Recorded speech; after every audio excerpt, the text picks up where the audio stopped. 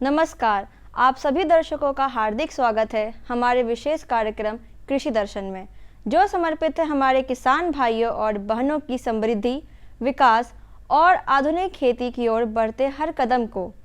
इस मंच के माध्यम से हम लाते हैं खेती से जुड़ी ज़रूरी खबरें, मंडी के ताज़ा भाव, मौसम का हाल, नई तकनीकों की जानकारी, विशेषज्ञों की सलाह और साथ ही प्रेरणादायक कहानियाँ भी।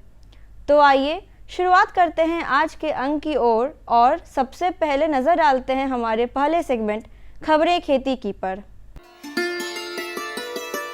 नमस्कार, मैं हूं भवप्रीता और स्वागत करती हूं आपका खबरें खेती की में।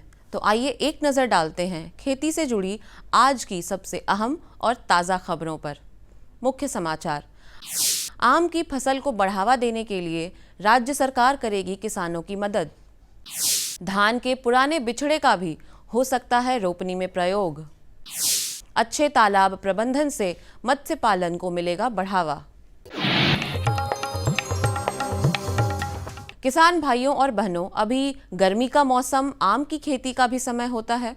आम की खेती अच्छे से हो सके, इसके लिए केंद्र और राज्य सरकार आपका पूरा सहयोग करेगी। आम के खेती से जुड़े कृषक अपनी फसल से अधिकतम उत्पादन ले सकें, इसके लिए केंद्र और राज्य सरकारों द्वारा कई अभियान और योजनाएं चलाई जा रही हैं। इसके बारे में विस्तार से जानकारी दे रहे हैं उद्यान निदेशालय कृषि विभाग बिहार सरकार के निदेशक कुमार अभिषेक जी। पौधों की उच्च गुणवत्ता के पौधे उपलब्ध कराना, उनको पैकेजिंग की सुविधा उपलब्ध कराना, निर्यात में मदद करना, प्रोसेसिंग में अनुदान देना। इसके तहत अन्य उपाय जैसे यांत्रिकरण में उनको सब्सिडी दिलवाना। तो बहुत सारी हर पहलू जो आम के उत्पादन से जुड़ा हुआ है, उस पर सरकार की तरफ से किसानों को सहायता एवं अनुदान दिया जा रहा है, ताकि वो और बेहतर और वैज्ञानिक एवं तकनीकी ढंग से खेती करके बेहतर मुनाफा कमा सकें। किसान भाइयों और बहनों, मॉनसून ने प्रदेश में दस्तक दे दिया है, जिसके साथ ही खरीफ फसलों का भी समय शुरू हो गया है। खरीफ की प्रमुख फसल है धान, जिसकी रोपनी की तैयारी में आप सब जुट गए होंगे। रोपनी के लिए अगर आपके पास पुराना बिचड़ा है तो ये कोई समस्या वाली बात नहीं है।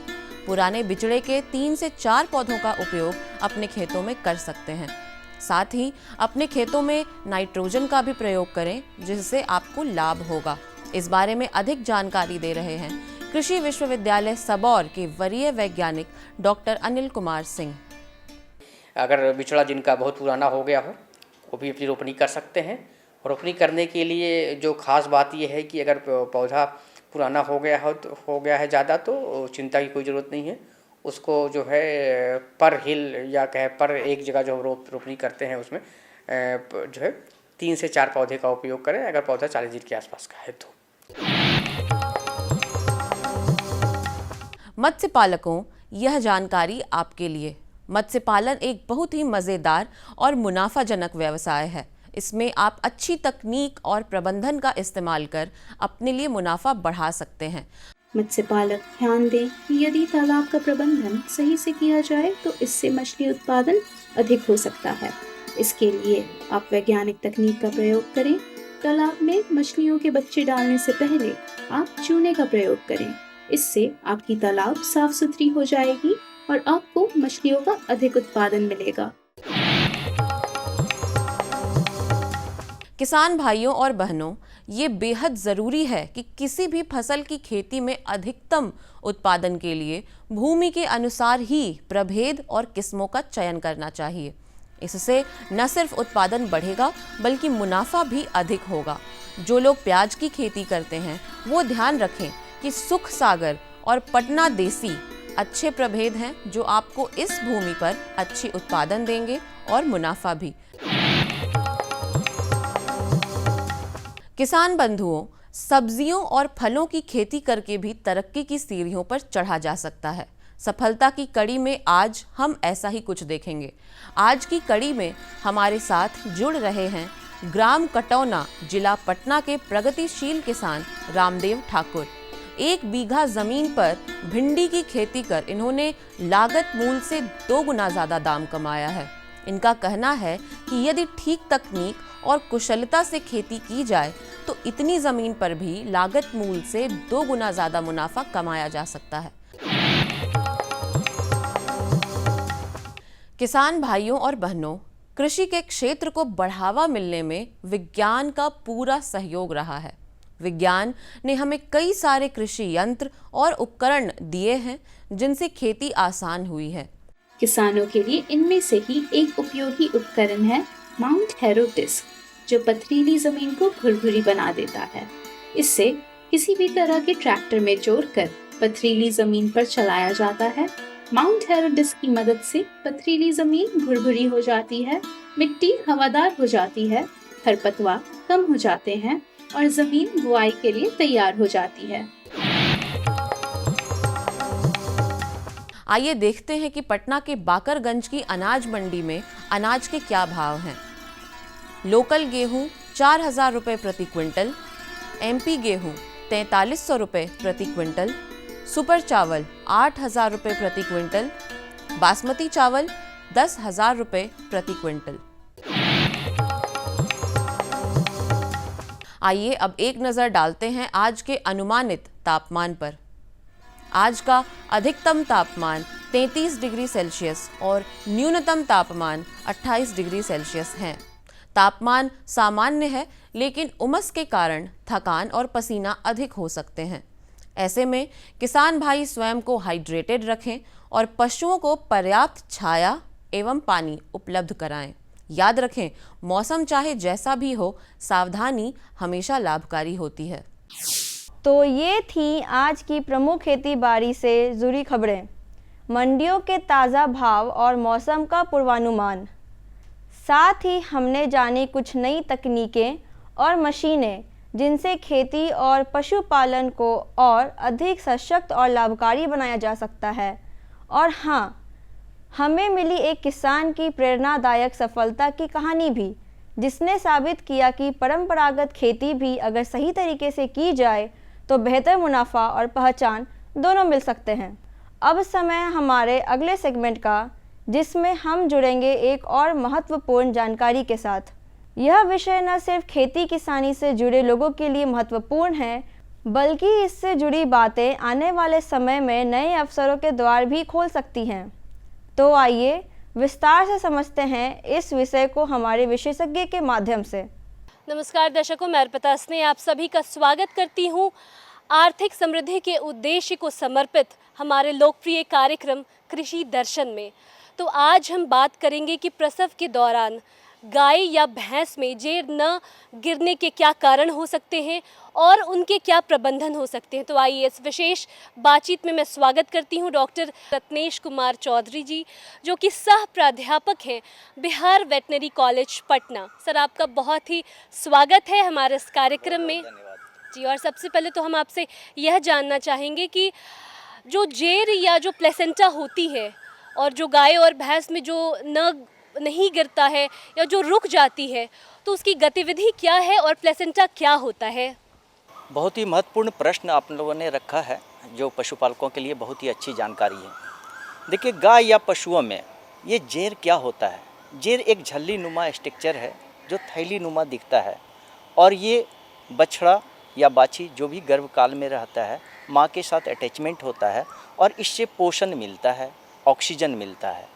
लेकिन प्रसव पश्चात क्या होता है कि 8 से 12 घंटे के अंदर नहीं, आप देखेंगे 2 से 8 घंटे के बीच में ये गिर जाना चाहिए। अगर सामान्य रूप से नहीं गिरता है और आप इंतज़ार करते हैं 12 घंटे तक नहीं गिर गया, तब आप समझते क्या है कि पशुओं का जेर अटक गया है, यानी नहीं गिरा है।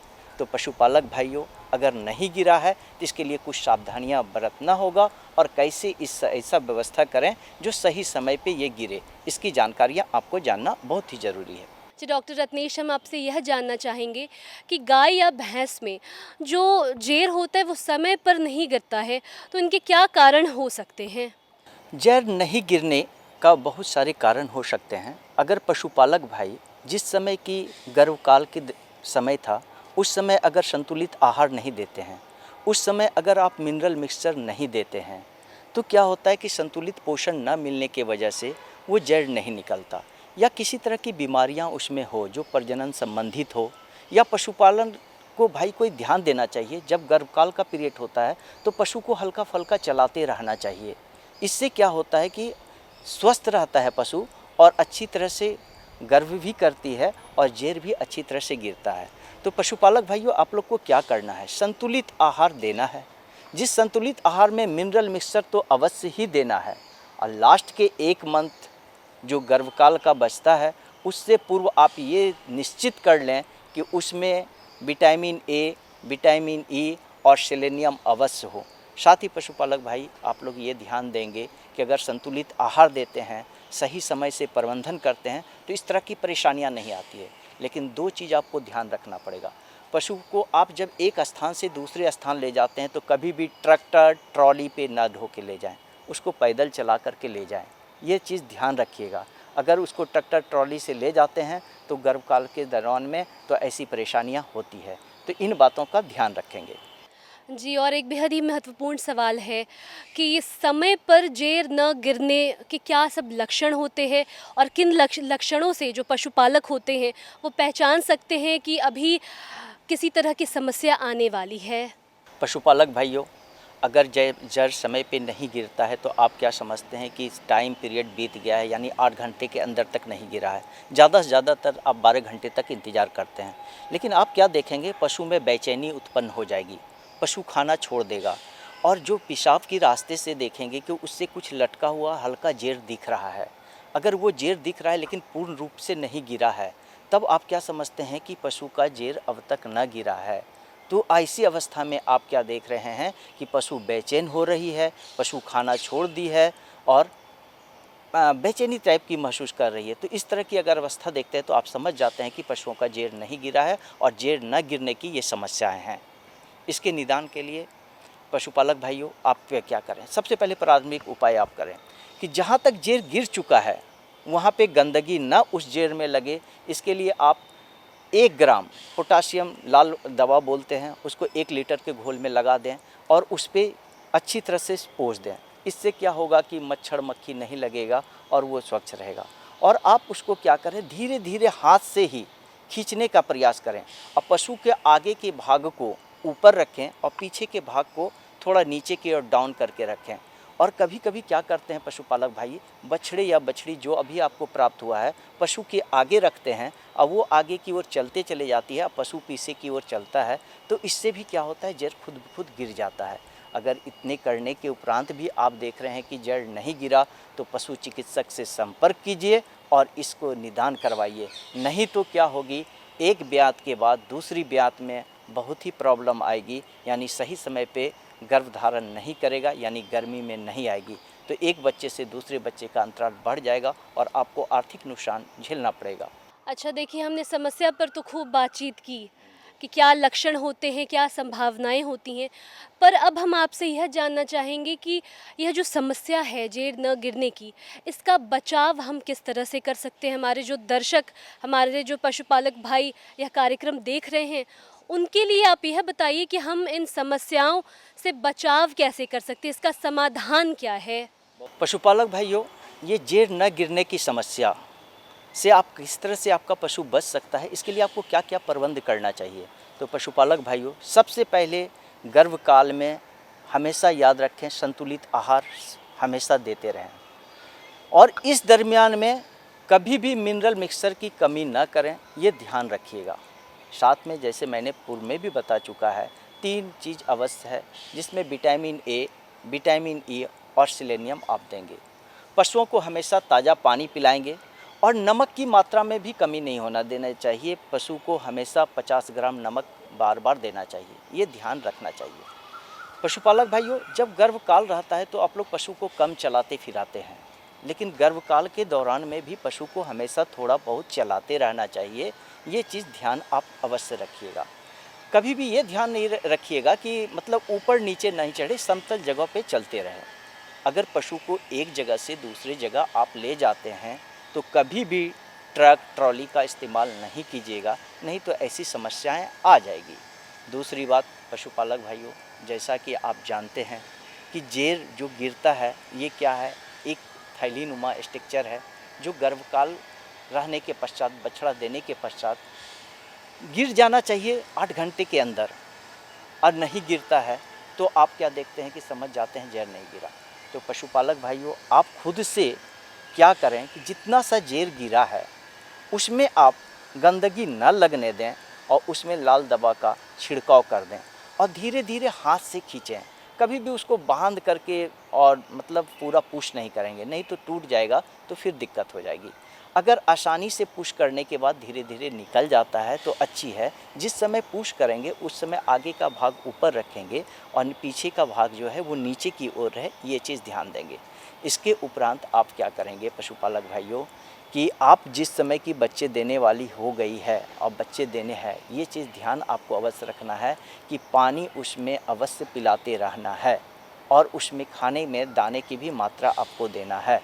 तो कहने का मतलब ये है कि संतुलित आहार आप दे रहे हैं तो इस तरह की परेशानियां नहीं आएगी, और अगर आ जाती है तो अच्छे पशु चिकित्सक से संपर्क कीजिए और उसका ट्रीटमेंट कराइए। नहीं तो क्या होगी, आपको आर्थिक नुकसान करना पड़ेगी। किस तरह के आर्थिक नुकसान?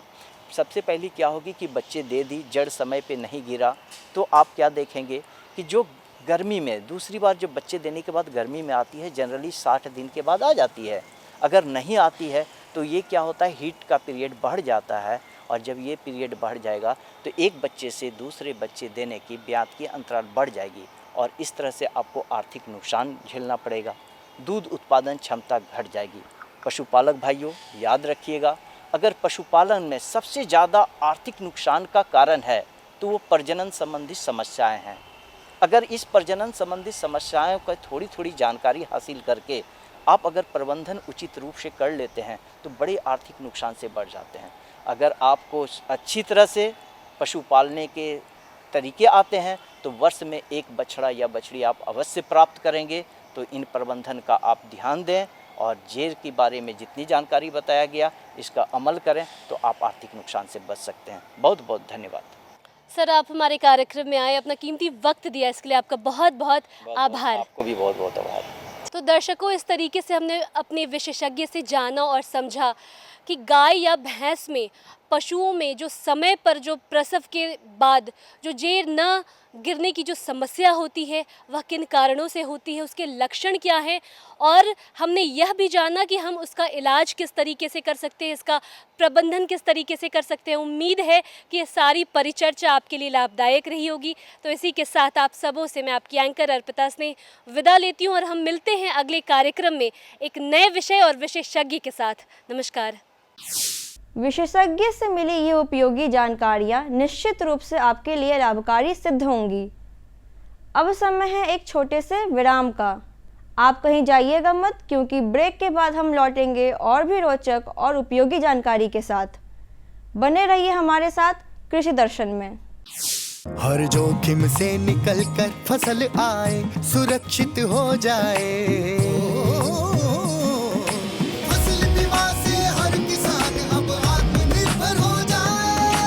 अब सूखा पड़े या बाढ़ आ जाए कोई डर नहीं।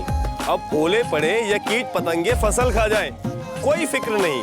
अब कैसी भी आपदा हमारी फसल पे आ जाए, क्षति होने पर हमारे दावों का उचित भुगतान मिलता है, क्योंकि हमने लिया है प्रधानमंत्री फसल बीमा। बुआई से फसल कटाई तक हर जोखिम का दावा, न्यूनतम प्रीमियम पर अधिकतम भुगतान का वादा। योजना से हर साल जुड़ रहे हैं 5 करोड़ से ज्यादा किसान। अब आपकी है बारी। नजदीकी कृषि कार्यालय, सहकारी समिति, बैंक शाखा, अधिकृत बीमा कंपनी या जन सेवा केंद्र में स्वेच्छा से करा सकते हैं पंजीकरण।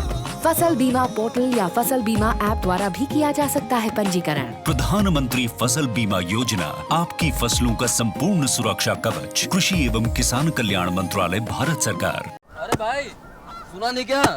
केसीसी ने किसानों का जिंदगी बदल दिया है। देश के छोटे किसान 1,60,000 रुपए तक का कर्ज बिना किसी गारंटी को ले पाएंगे। ब्याज खोरों से भी पीछा छुटा। मैं तो जैविक खेती का पूरा सामान मंगा लिया। केसीसी का भी कोई दबाव नहीं है। ब्याज चुकाने के लिए पूरा 1 साल मिलता है। समय पर भुगतान करने पर केवल 4% के सालाना ब्याज पे लोन मिल गया मुझे। अपना आधार कार्ड, लेटेस्ट फोटो और जमीन के कागजात लेके अप्लाई करो बस। और नामांकन भरने के लिए जेब भी ढीली नहीं करनी पड़ी।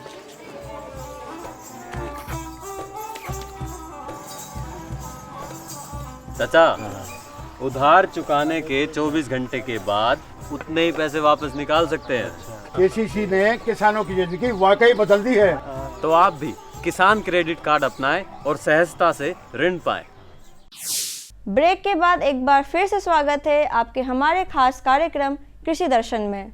अब पेश है हमारा अगला सेगमेंट, एक संक्षिप्त लेकिन ज्ञानवर्धक फीचर फिल्म, जिसमें हम देखेंगे खेती से जुड़े महत्वपूर्ण विषय पर एक रोचक प्रस्तुति। तो आइए देखते हैं आज की यह विशेष फिल्म। किसानों के चेहरे पर खुशहाली, हर खेत को मिल रहा है पानी। ये है न्यू इंडिया की कहानी। फसलों की भरपूर पैदावार के लिए बीज और खाद के साथ साथ जल एक महत्वपूर्ण कारक है। पानी की बचत न केवल मिट्टी के स्वास्थ्य में सुधार करती है, बल्कि उत्पादकता बढ़ाने और पर्यावरणीय लाभ प्रदान करने में भी मदद करती है।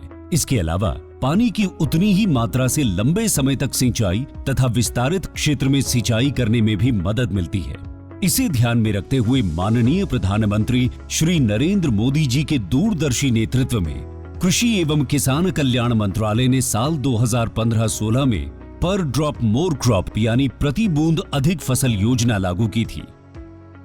पर ड्रॉप मोर क्रॉप पर सरकार का बहुत जोर है और ये समय की मांग भी है। साथियों, माइक्रो इरिगेशन भी इनपुट कॉस्ट कम करने का और ज्यादा प्रोडक्शन का बहुत बड़ा माध्यम है और एक प्रकार से एनवायरनमेंट की भी सेवा है। सूक्ष्म सिंचाई के माध्यम से उपलब्ध जल संसाधनों के उपयोग को इष्टतम किया जा रहा है। इसका उपयोग सटीक सिंचाई और बेहतर ऑन फार्म जल प्रबंधन प्रथाओं को बढ़ावा देने के लिए भी किया जा रहा है। सूक्ष्म सिंचाई का ये तरीका भंडारित जल के संरक्षण और प्रबंधन में भी मददगार है। सूक्ष्म सिंचाई को 2 तरीकों से अपनाया जाता है। पहला, ड्रिप इरिगेशन। इस तकनीक में पानी को पौधों की जड़ों पर बूंद बूंद करके पहुंचाया जाता है। इस कार्य के लिए पाइप, नलियां तथा एमीटर का नेटवर्क लगाना पड़ता है। इसे टपक सिंचाई या बूंद बूंद सिंचाई भी कहते हैं। दूसरा तरीका है स्प्रिंकलर इरिगेशन। इस तकनीक में दबाव के तहत पानी का छिड़काव किया जाता है और बारिश के रूप में पाइपों के नेटवर्क से जुड़े नोजल सेट के माध्यम से पौधों पर बरसाया जाता है। योजना के मूल्यांकन से पता चला है कि माइक्रो इरिगेशन से जल उपयोग दक्षता में लगभग 30 से 70% तक सुधार हुआ है। विभिन्न फसलों की उत्पादकता में 9 से 60% तक की वृद्धि हुई है तथा गुणवत्ता भी बढ़ी है। किसानों की आय में 10 से 69% तक की बढ़ोतरी हुई है।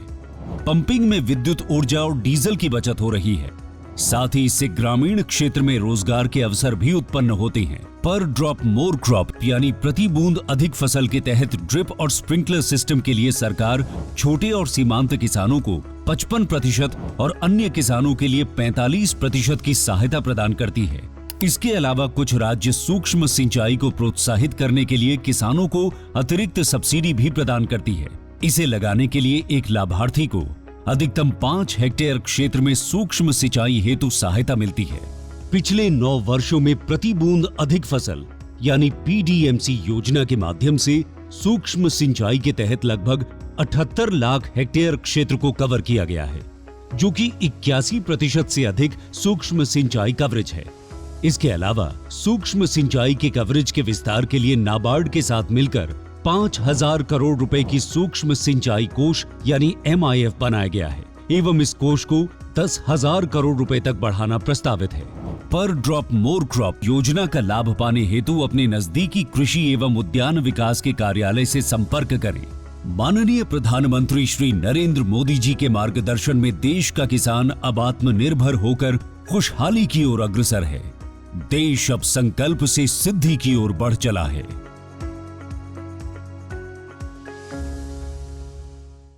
तो दर्शकों, यही था कृषि दर्शन का आज का अंक, जहां हमने जानी खेती से जुड़ी अहम खबरें, मिले विशेषज्ञ की सलाह, देखे आधुनिक तकनीक और उपकरणों की जानकारी और सुनी एक प्रेरणादायक सफलता की कहानी। हमें पूर्ण विश्वास है कि यह कार्यक्रम आपके लिए उपयोगी और जानकारी पूर्ण रहा होगा। हम फिर हाजिर होंगे एक ऐसे ही और भी रोचक और ज्ञानवर्धक विषयों के साथ। तब तक आप स्वस्थ रहें, खुशहाल रहें और खेती के क्षेत्र में लगातार आगे बढ़ते रहें। नमस्कार। हमारा पता है कृषि दर्शन, कमरा नंबर 203, द्वारा केंद्र निदेशक, दूरदर्शन केंद्र पटना, फ्रेजर रोड, पटना।